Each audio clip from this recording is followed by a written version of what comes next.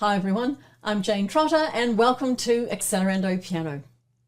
In today's tutorial, I want to talk about something really fundamental, the 5 different characteristics which make up a note.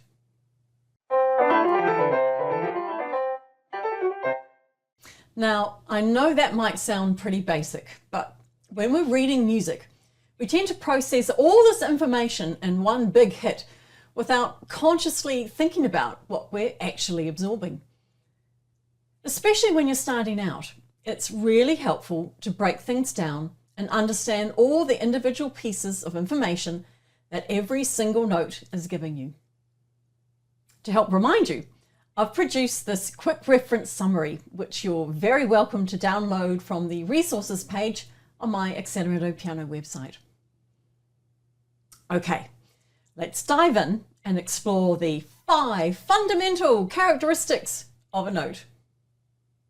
The first characteristic is the note's letter name.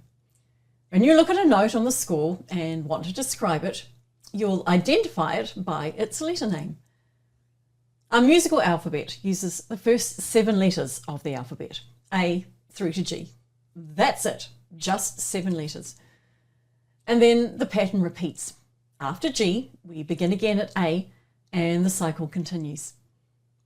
You can see this repeating pattern very clearly laid out on the piano keyboard.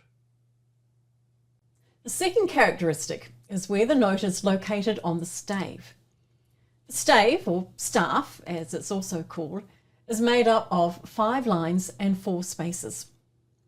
Notes can sit on a line, in other words, the line runs directly through the middle of the note, or they can sit in the space between the lines. Understanding where a note sits on the stave is crucial because it's this very specific placement that tells us what letter name the note has. For example, this first space note is an A, while the line note above it is a B. So these first 2 characteristics are intrinsically connected. A note's position on the stave is directly linked to its letter name. Now, the third characteristic is where a particular note is located on the keyboard, or whatever instrument you happen to play. Once you've identified the note's letter name on the stave, you're taking that visual information and translating it into finding a specific location on the keyboard. On the piano, there are 88 keys, and we need to know exactly which one to press. Obviously, the more familiar you become with where the notes are located on your instrument, the faster and more fluent your playing will be. The fourth characteristic is what the note actually sounds like. In other words, its pitch. Does the note sound high or low? When you play a note, don't just focus on whether you've found the right key. Actually listen to the sound it produces. Listen to the notes in a phrase.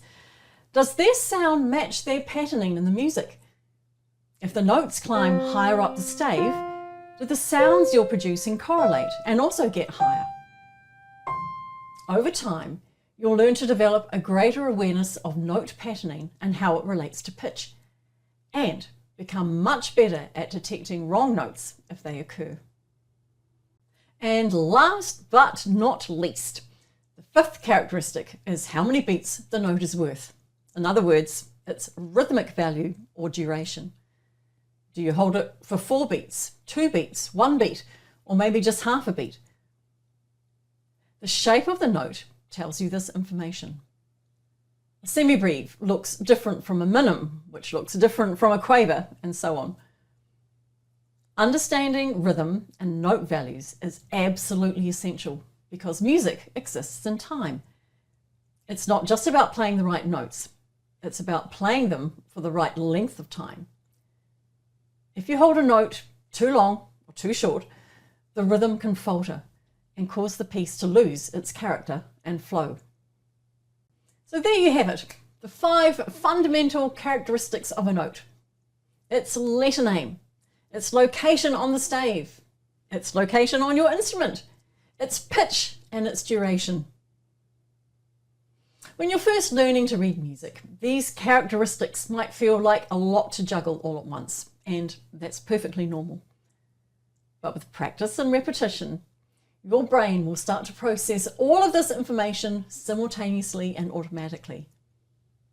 You'll read a note and instantly know what it is, where to play it, and how long to hold it, all in a split second. Understanding these 5 characteristics gives you a really solid foundation for reading music confidently and accurately.